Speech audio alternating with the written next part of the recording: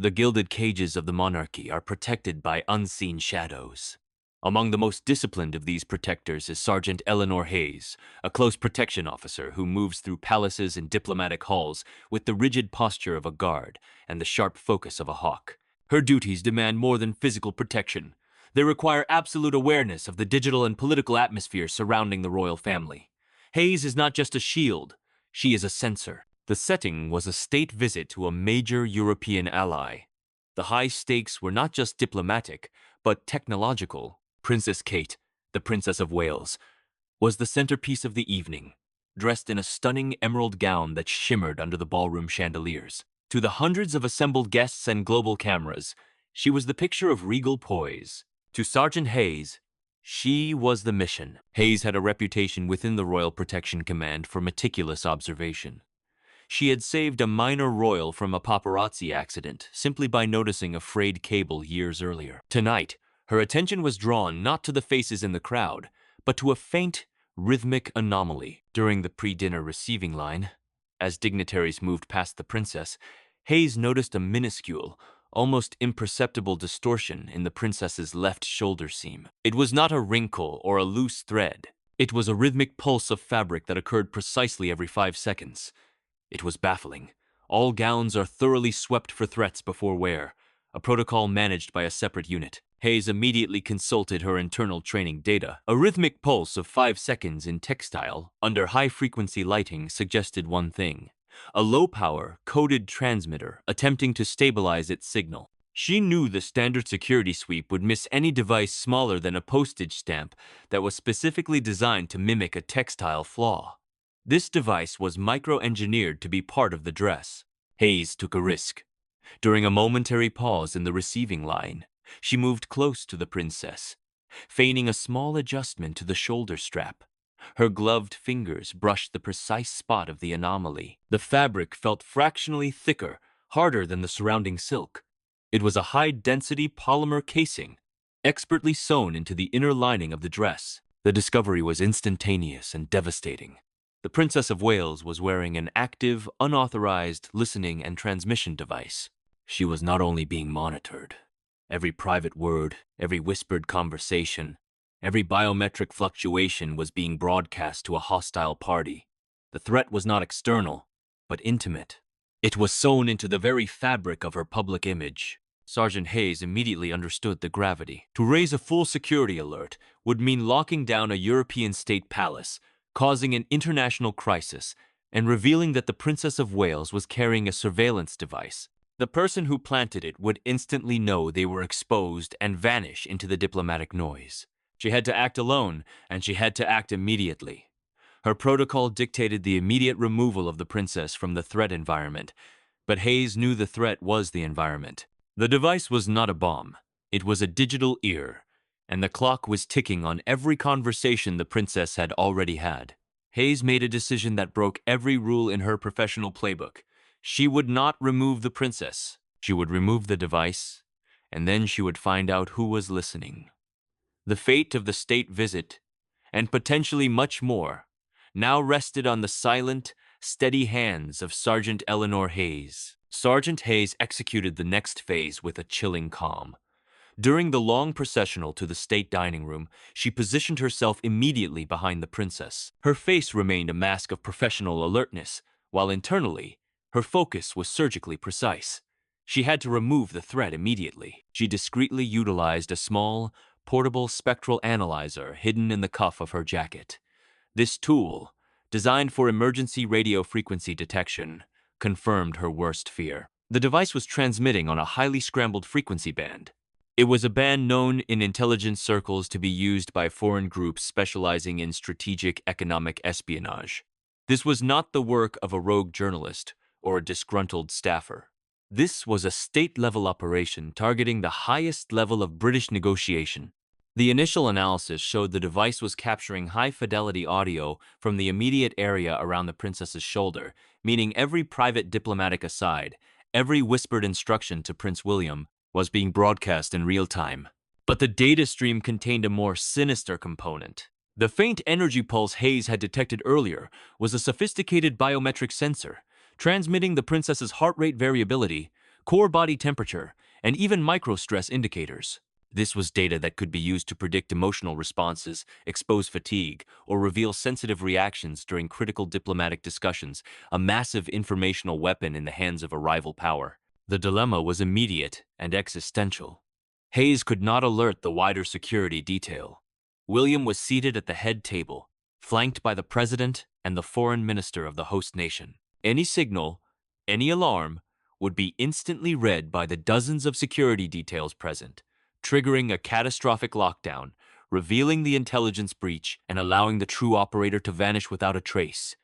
The digital trail would go cold. Her professional duty demanded immediate evacuation of the protectee and a full declaration of a hostile security event. But her moral duty to the crown, the silent understanding that a diplomatic failure was a national defeat, required a different path. Hayes realized that if the device was reported through the main channel, it would become an immediate diplomatic football. The host nation would deny all involvement, a scapegoat would be found, and the intelligence network would remain intact. Hayes chose to neutralize the device herself. It was the moment of highest risk in her career. As the host nation's president began the formal invocation, all eyes were directed toward the podium. Hayes saw her window. She leaned in, seemingly to perform a final, quick brushdown of lint on the princess's back. Her fingers, trained to perform minute surgical tasks, utilized a specially sharpened fingernail, a modified, custom tool to carefully slice the inner stitch, securing the device. It was a silent, desperate surgery that required absolute stillness and concentration. In less than 3 seconds, the small, cold polymer casing of the transmitter slid into the palm of her gloved hand. The rhythmic distortion on the spectral analyzer, which she was monitoring through her wristband, immediately ceased. The princess, entirely unaware of the near disaster that had occurred inches from her ear, remained perfectly composed. With the device secured in a shielded, tungsten-lined pocket, Hayes retreated from the dining room, feigning a need to check the security rotation. She found a secure communications room designated for her team, a space free of external surveillance. Using a separate, isolated forensic laptop, a piece of kit only CPOs of her rank carried, she began the deep analysis of the device's metadata. The device itself was a masterpiece of miniaturization. It was built to transmit data on a time-delayed, encrypted routing protocol, designed to send the entire packet to a satellite uplink 30 minutes after recording. This delay was a crucial oversight by the handlers. It meant the most recent data, the private, critical conversations of the last hour, were still housed on the device's tiny memory chip. Hayes was able to download the untransmitted data. It confirmed conversations concerning sensitive trade negotiations, military cooperation, and the precise personal views of Prince William on key diplomatic figures. The potential damage was calculated in billions of pounds and years of foreign policy advantage. More importantly than the data, Hayes discovered the receiving coordinates and the exact uplink time embedded in the device's code. This was not a random transmission. The device was programmed to deliver its cache to a specific, identifiable location, a private estate owned by a holding company known for actively lobbying against British trade interests in the region. The dilemma was now resolved, replaced by a singular focus. The crown was under attack by a coordinated, technologically superior espionage effort.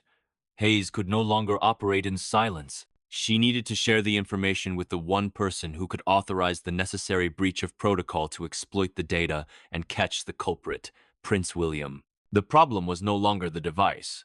It was the diplomat sitting 2 tables away who was about to receive the data.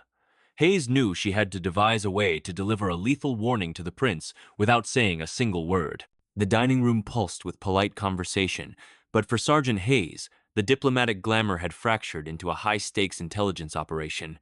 She now possessed the smoking gun, the device, and the critical metadata. Her next, most delicate task was to bypass the vast, cumbersome security architecture and deliver the lethal warning to Prince William. Hayes knew she could not risk a direct, face-to-face briefing. They were surrounded by foreign security, palace aides, and cameras. The risk of one wrong glance being misinterpreted, one whispered word being overheard, was too high. The solution had to be low-tech, fast, and completely deniable. She drafted a message on an encrypted burner phone she carried, designed solely for internal crisis communication. The message contained only the most critical, coded information. Device neutralized. Source active. Location: dining room. Target: white tie, silver watch, south corner. Acknowledge and proceed. The text was disguised as a standard schedule update in the burner phone's interface and set to self-delete upon opening. Hayes discreetly located one of Prince William's most trusted personal aides, stationed just outside the main dining hall. Under the guise of adjusting the aide's cufflink, she slipped the burner phone into his inner breast pocket. The aide, trained for these moments of silent, unconventional communication, nodded almost imperceptibly and moved away to a secluded side office to read the message. Prince William received the note during the dessert course. His personal aide approached, feigning a need to clarify a schedule detail for the following morning. The prince, his face a perfect mask of serene engagement, took the phone under the table, quickly scanned the cryptic text, and immediately understood its severity. His first thought was of the device's proximity to his wife. His second was of Hayes' audacity in breaking ranks to protect the mission. He knew he had been compromised, and that Hayes, the protector, had neutralized the immediate threat. He understood that the source active meant the operator was still in the room, waiting for the data package to land. William executed the next phase with flawless precision. He excused himself from the head table, offering a vague apology about a brief, necessary call back to London. This allowed him to maintain a composed appearance while taking a legitimate break from the surveillance-rich environment of the table. He met Hayes in a neutral corridor, a space strategically free of permanent cameras and listening stations. The briefing was instantaneous and delivered entirely in low whispers against the background noise of passing waiters. Hayes provided the physical device, the data it contained, and the profile of the man she had identified via the digital footprint. Dr. Armin Vogel, a junior economic advisor to the host nation's president, seated just 2 tables away. Vogel fit the profile of the perfect handler. Highly educated, low-ranking enough to be ignored by the main diplomatic figures, yet possessing the security clearance and access required to get close to the royal party before the event. Hayes confirmed that Vogel's watch, a specialized, expensive model with a distinctive silver band, contained a sophisticated, miniature directional antenna. It was a high-capacity data logger, confirming he was not just the planter, but the real-time collector of the transmission data. The mission immediately shifted from counter-surveillance to counterintelligence. William's task was clear. He had to neutralize Vogel without causing a scene that would halt the diplomatic process. A false security alarm would destroy years of delicate diplomatic work and create an international incident that would inevitably be spun as British paranoia. The confrontation had to be silent, immediate, and appear to be an entirely internal matter. William returned to the dining room, his demeanor subtly hardening. He moved slowly around the perimeter, shaking a few hands, exchanging polite pleasantries. He approached the corner table where Vogel was seated, holding court with a group of mid-level trade delegates. The entire room assumed he was offering a moment of special recognition to a junior diplomat, a generous act of royal grace. As William reached Vogel's chair, his massive, well-trained security detail instantly formed a tight, almost invisible ring around the table. The movement was so subtle, it looked like a natural cluster of protectors. William extended his hand to Vogel, his expression warm, his eyes cold and direct. As they shook hands, William leaned in, his voice dangerously low, stripped of all royal deference. "Dr. Vogel," he said, "I trust your evening has been productive. I understand you have been collecting some very specific data on my wife's stress levels. That transmission has ceased. My team now has the device, and we know exactly who you work for. You will excuse yourself from this dinner now and follow my security detail to the service exit. Do not, under any circumstances, create a distraction." Vogel's reaction was immediate and visceral. His face went instantly white, the blood draining from his features. The silver watch, the receiver, suddenly seemed impossibly heavy and exposed on his wrist. The surrounding dignitaries saw only a quick, polite handshake and assumed Vogel was being congratulated. Vogel stammered a quick, unintelligible excuse to his tablemates, his movements jerky and panicked. He stood up, and 2 of William's most trusted, non-uniformed protection officers acting entirely outside of their official capacity, effectively on the prince's private authority, gently guided him toward the nearest service door exit. The officers were polite, efficient, and devastatingly firm. The confrontation was over in less than 90 seconds. The source was neutralized, the device was recovered, and the state dinner continued without incident. The silence was the greatest victory. The intelligence gathered from Vogel's watch, which was immediately secured, would soon confirm the full scope of the European espionage ring, revealing their precise trade targets and key personnel within the host nation's government. The digital war had been won in the silent, tense space between diplomacy and discipline. William had acted not as a prince, but as a commander-in-chief, relying on the bravery and judgment of his most unconventional guard. The evidence from the device and Vogel's receiver allowed William's team to trace the full intelligence structure. The holding company, the lobbying group, the offshore shell entities, all of it collapsed into a single, coordinated, state-sponsored operation designed to cripple Britain's negotiating position. The final piece of the puzzle confirmed that Dr. Vogel was not a rogue agent, but a highly placed operative who had been targeting the princess for months, leveraging his diplomatic access to plant the device when her dress was briefly held during a tailoring appointment. The threat was not random. It was strategic, calculated, and aimed directly at the heart of the crown's stability. The immediate consequence of the confrontation was a silent, bloodless victory for the crown. Dr. Vogel, the spy caught in the heart of the state dinner, was spirited away to a secured holding facility at the British Embassy before the final toast. His immediate extradition was secured through an emergency, top-level diplomatic channel, citing an obscure agreement on security threats against visiting heads of state. The host nation, desperate to avoid the massive, embarrassing scandal of having a key economic aid exposed as an operative, agreed to the immediate, silent removal. The official statement to the wider diplomatic and security circles was a carefully constructed lie. Dr. Vogel's abrupt departure was explained as a sudden, severe health concern, and the security detail was informed only of a minor breach involving non-approved communication technology that was contained. The integrity of the state visit was preserved. The true cost of the incident, the near-catastrophic loss of sensitive trade and military data, remained sealed within the prince's private command structure. The actual long-term consequences fell entirely on the shoulders of Sergeant Eleanor Hayes. She was called before a specialized, highly classified royal committee chaired by the king's private secretary. The charges against her were clear, despite the success. Breaking protocol, risking the safety of a protectee by delaying evacuation, and conducting an unauthorized intelligence operation on foreign soil. Protocol demanded her immediate dismissal. The atmosphere in the secure committee room was tense.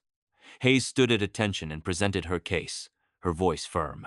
She detailed the precise, non-violent danger of the directional transmission and the absolute necessity of prioritizing the mission's integrity over the letter of the law. She argued that following rigid protocol would have allowed the spy to escape and the data to continue flowing, causing irreparable harm to the crown's negotiating position. She had not saved a life, but she had saved billions in trade advantage and secured vital national interests. The committee expected a simple defense of her actions. Instead, they received a precise, logical argument on the obsolescence of current security protocols in the face of micro-engineered digital threats. King Charles III, having been fully briefed by Prince William on Hayes's courage and decisiveness, intervened in the closed session. He acknowledged the technical breach but praised the moral courage. He cited the precedent of prioritizing the security of the crown over adherence to obsolete, rigid rules. His ruling was a rare act of unconventional judgment. Hayes was officially given a confidential letter of censure for breaking ranks, ensuring that the disciplinary record was formally upheld. But simultaneously, she received a private, highly prestigious royal commendation for exceptional service and an immediate, secret promotion to a supervisory role focused on advanced digital security for the royal family. Her new role would involve reviewing and restructuring the very protocols she had just broken, guaranteeing that her field expertise would reform the entire system. The payoff extended far beyond her career. The immediate success was the total dismantling of the espionage ring using the data recovered from Vogel's watch and the intercepted device. The foreign power lost years of investment and was forced to withdraw key assets, securing a major economic and security advantage for the United Kingdom. For Prince William and Princess Kate, the event was a profound turning point. They realized that their protection required not just loyalty, but the courage to think outside the rulebook. It shifted their reliance from large, predictable security operations to small, hyper-specialized teams built on trust and lateral thinking. Princess Kate personally thanked Hayes in a private meeting, presenting her with a small, private gift, a simple, custom-made silver brooch, engraved with a single, silent message: trust. This gesture cemented Hayes' status as a trusted insider, a quiet sentinel against the invisible threats of the modern age. The final consequence was a stern, internal warning issued to the wider palace security team. The incident proved that the most sophisticated security measures were meaningless if the defenders were bound by rules that prevented swift, decisive action. Sergeant Hayes became the living example that sometimes the only way to truly save the crown is to defy its own rigid rules, securing victory in the silent war that is fought every day beneath the surface of diplomatic polish.